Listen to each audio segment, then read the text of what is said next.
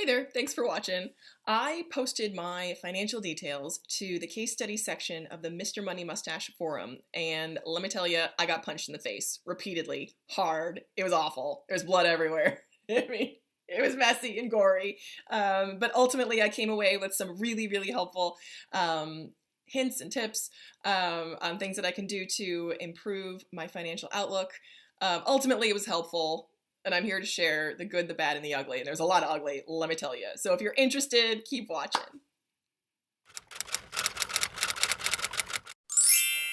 So for those of you who don't know, Mr. Money Mustache is, I guess, one of the main founders or proponents of the FIRE movement. And if you don't know, that stands for, it's F-I-R-E, Financial Independence, Retire Early. So it's this whole movement of people who are living these extreme lives of frugality where they cut all their expenses to the bone in order to retire early. Like most people, you think retirement around 70, 75, and they're looking to retire like 35, 40, super early. So that's the mindset of this community, is very super hyper focused on financial independence through being extremely frugal. So that's just sort of like setting the stage. And I kind of been aware of this forum. Again, a shout out to Questifyer, Rebecca's channel, because she kind of introduced me to the whole idea of being extremely, like extreme frugality in that FIRE movement, which is, I think, a little bit different than the Dave Ramsey movement, which is having a budget, working your budget, and getting out of debt. So this is, I would view this as a little bit more extreme even than Dave Ramsey. So again, there's to set the stage of what this forum's about and the mindset of the kind of people that gather, the community that's built around this forum. So I've registered and I made a few posts here and there. I did an intro post and I responded to some journals, which is really interesting to see how people are living their lives and to look at their goals and their case studies and where they've come from and how they've gotten to where they are, people who are extremely successful in living this lifestyle. It's interesting to see how they make it work for them and what they've been able to achieve through their extremely frugal ways. So that was kind of my my view of this forum going into it. And I don't know I do know what possessed me. It was Saturday night. I finished all my chores. I was home. And Rebecca would be proud. I was enjoying a glass of whiskey and I got a little bold and I decided, you know what, I'm going to go for it. And I'm going to post my details in the case study section and see what happens. I was not prepared for the response that I got because this is what I wish I had known and really been, I'd taken on before I did that. These people are going to get super personal, but you can't take it personal. What you're getting into when you're posting your details is that you're going to get beaten up. Like that's what they say. It's like you get punched in the face. Like literally, that's what it feels like because they're punching holes in your situation and letting you know just how I would say open, vulnerable. Not how poorly you're doing, but it's people post looking for advice and the responses you get are offering that advice sometimes in very blunt, direct ways with the idea that extreme frugality will lead you to financial independence. So that's sort of the mindset. It's super intense, but also I think what I had to realize was that people's main goal overall is to help and to give you suggestions that will put you in a better place. So I kind of had to let myself, like remind myself of that and to not take it personal. Because when I went back to read, I was a little bit like taken aback. And it took me a while. It took me a full week to go back and actually look at what they were saying and take it on board and be willing to hear what they were suggesting. Because some of the suggestions I was like, like that's, what do you mean do that? Or what do you mean? Like I'm already cutting my expenses to the bone. Or at least I thought I was. I knew that there were some areas that I was going to get beaten up in, and I was, of course. Although it was kind of interesting. I was not really expecting comments to be in the areas that they were. So I thought that was kind of interesting. Hence, I'm here to share with you some of the feedback that I received. So I think I got maybe 8 or 9 comments. And I just posted sort of like after a couple days, I said thank you to everyone, just kind of a blanket thank you for your advice. I'm kind of working on taking it on board and I'll come back with action steps.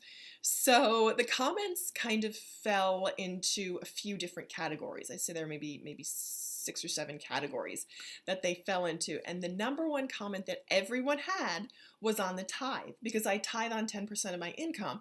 And this was called out. And some of the responses that I got were kind of interesting. The first one was like, I understand this is why, that this is, a religion thing. But his comment was, consider how much more you could give over the course of your lifetime if you were to get to a more stable financial place. And I understand that, and I can appreciate that from a head point of view. But for me, money is like maybe 10% head, 90% heart and gut, right? So for me, the tithe isn't about making the numbers work at all. The tithe is to remind me who this money really belongs to, and why I have anything that I have, and that none of it belongs to me. So giving 10% back to where it came from is nothing. And that's the point of tithing for me. And it was interesting. The same person said, so he said about, like you could give more over the course of your lifetime if you were out of debt. And he's like, but I'm guessing you're LDS, so the tithe isn't really optional. I'm like, LDS? Like, where do you get that? Like, I'm in northeastern New Jersey. LDS? Really? Like, I've been accused of a lot of things, but being LDS is not one of them. So I found that kind of interesting. Another poster said, you are not stable enough to spend $300 a month on other people's problems. And that was a little bit shocking as well. I'm like, it's not about problems. Like, it's not about problems. It's about remembering, it's about priorities, really. And my priorities are, and you know what? It doesn't even matter what that money is used for. I actually give it to the discretionary fund of the congregation that I'm a part of. But it's not about problems. It's about priorities and making sure they're in the right order. So I feel like everyone was telling me to stop tithing, in a very sort of, I don't say polite way, but in a gentle way. And I'm like, you know what? More than it could have been. The minute you tell me not to do something that I know in my heart is right, the minute you tell me to do that, my first response is, you watch me. And I'm like, you watch me get out of debt while I tithe. I feel like that's the only way I'm going to be able to move to a more stable financial situation, is by acknowledging and being grateful and being intentional about exactly why I spend my money and where I spend my money, where it is, and being very focused in that. So I'm like, you watch me tithe the amount or more, probably not more, but that'd be great, as I move to a more financial spot, more stable financial spot. So that was actually really great motivation for me. So thank you to everyone for commenting on the tithing. You're reminding me that what I'm doing is right, and that's why I'm doing it. So that was the number one comment that I got. The number two, and I expected this, was on housing. My housing is almost 60% of my take-home pay right now. And that's ridiculous. And I know it. And my mom knows it. And it's heavy for both of us. And Lord knows we've been doing this for 2 years. More than that. I think it was 2016. So 2.5 years that we've been carrying this mortgage. And the thing is, we're not underwater, but we have an extremely good, our APR is like 2%. She refinanced back in 2008. It was a great deal. So yes, we consulted a realtor about moving, and there's no way we will be able to get that rate anywhere else. The realtor asked if the mortgage was assumable, so someone could just take on that mortgage at that rate. And we think it is. It's tough to get a straight answer from the mortgage holder. However, it may make more financial sense for us to stay where we are for the time being, and just adjust within that, because it's not a tremendous, it's pretty much, the realtor suggested selling it as an as-is. It's almost a tear-down house. It's not quite there, but it's pretty much at that level. But at this point, this is where I am. This is where I am. It's where it is. It would be great if I could move to a cheaper place. In fact, that's what I would do. And I was looking, sort of last year, looking around, and I was like, if she decided to sell and take the financial hit, what would we do? And I'm like, I would rent a room, share a room in a house. I actually looked at, on Craigslist for housing situations, and there was one where, a gentleman was looking for a live-in caretaker, in his home. He's like, I have a cozy house. I just need someone to run light errands and cook. And I'm like, that's what I do. I'm like, sign me up. So that is what I would do if my mom did decide to sell. That would be my preference, because this is, it's not my preference to have this much of my income taken up by housing. This is where it is at the moment. We could both do something about it. We've made the choice to stay where we are for the time being. So that's where it is for the housing. They'd also asked about utilities. So I pay for electric, water, and gas, and she pays for internet. Electric, water, and gas altogether is about $264. They'd asked if there's any way to get that cheaper. Call the electric company. I mean, I'm like, take it up with Rockland Electric, maybe. Be like, sure, it'd be worth looking into, sure. The next category, and I knew I was going to get slaughtered in this, was personal care, because I do spend an amount in personal care. And the reason for that, and the reason I had that last year, and that will be changing this year, is because I decided to invest a little bit more in myself. And every single penny that I spent last year was mostly on, I said, there was an amount that I spent last year. And I tallied it up for the year, and I was like, that's what I spent. I don't regret a penny of that. Every single one of it, every single cent that I spent was worth it. There was some in clothes, some in like let's say skincare, and some in hair care. And it changed the way I felt about myself. However, this year, looking to go more gazelle intense, I have realized that and this is something that I know, if I want to move to a different place financially, the only way I will be able to do that is through contentment with where I am exactly right now, as I am right now, like on the tin right now, no, nothing additional. And I think that it was a great experience, an experiment to have last year. And I'm so glad that I did it. And I know that there are other options available to help me to curate my appearance, as it were. But that's not what ultimately counts. And for me, I will ultimately, in the long run, it's like disciplining yourself to be an adult. Like kids do what feels good. Kids do what feels good. Adults make a plan and stick to it. And this is where I'm making a plan and I'm sticking to it. And I'm saying, cutting down the personal care. That's it. That I'm working on cultivating contentment, which is something else that this year I will learn a lot, that I aim to learn a lot more about. Kickin Mom actually has a really good video on this, and I will link to her channel as well, that allowed her to get out of, it was like 100,000 in debt as well. So I will link to that also.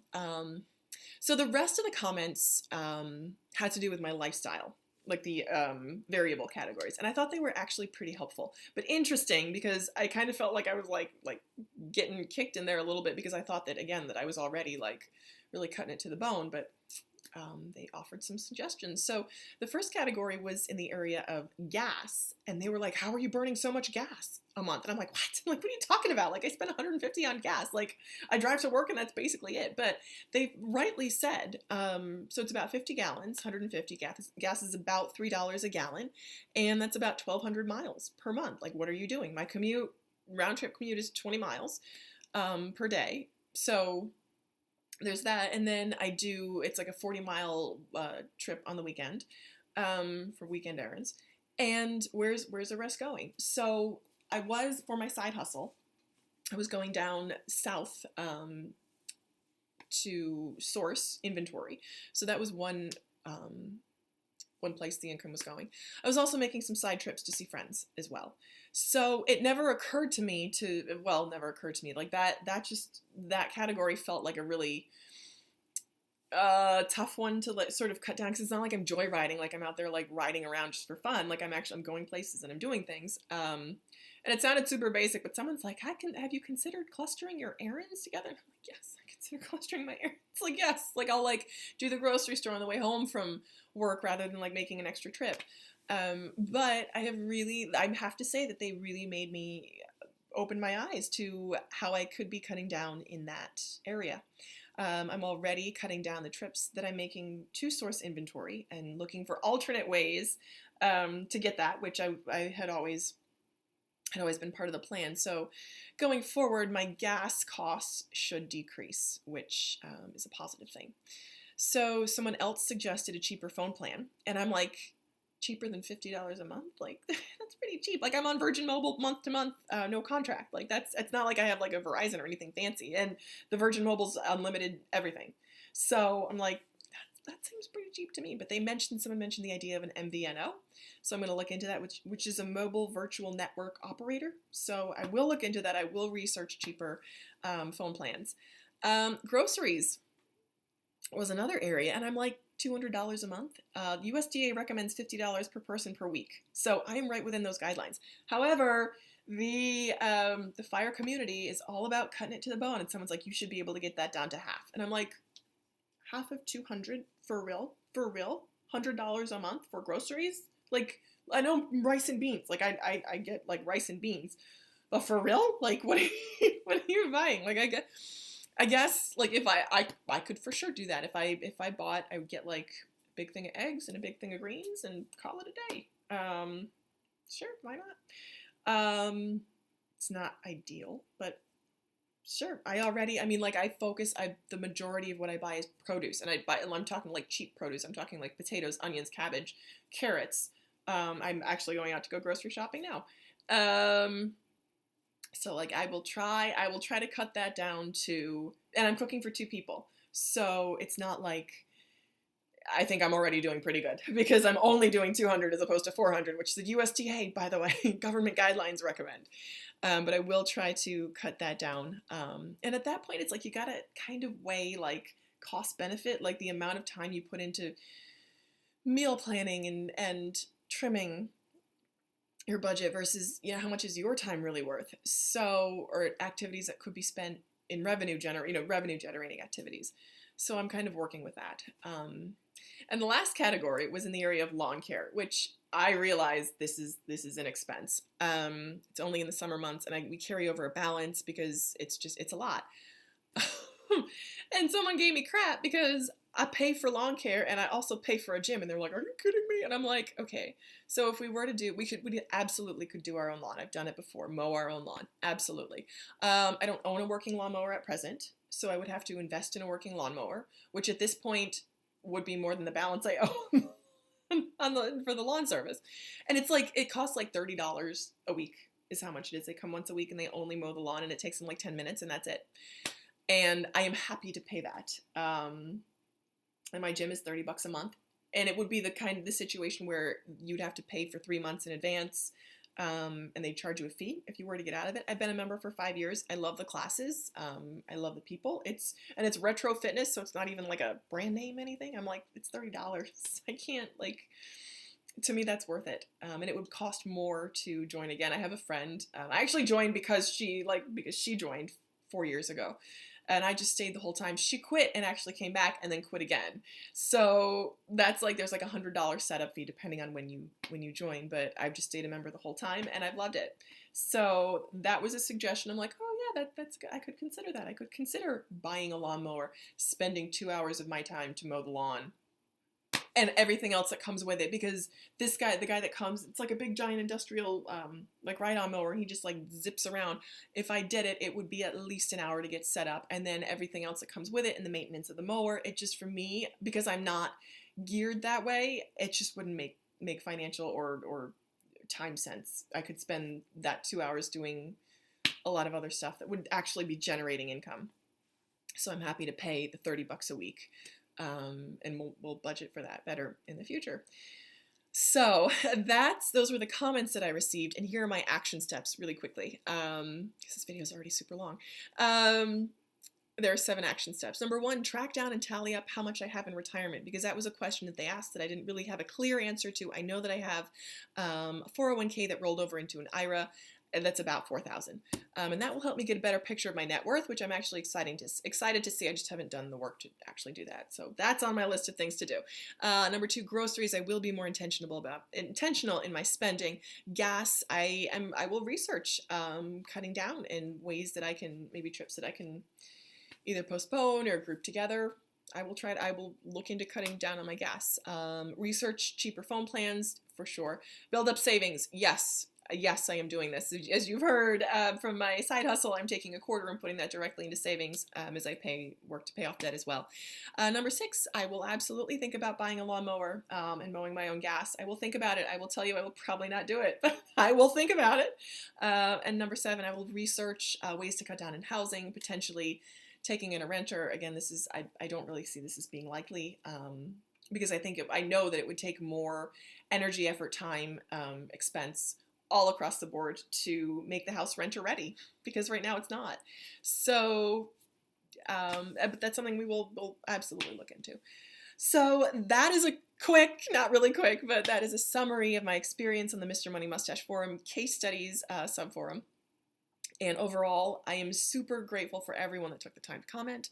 And I encourage you, give it a try if you're feeling brave. Maybe you don't even need the whiskey, to go and post your details in there and see what they say.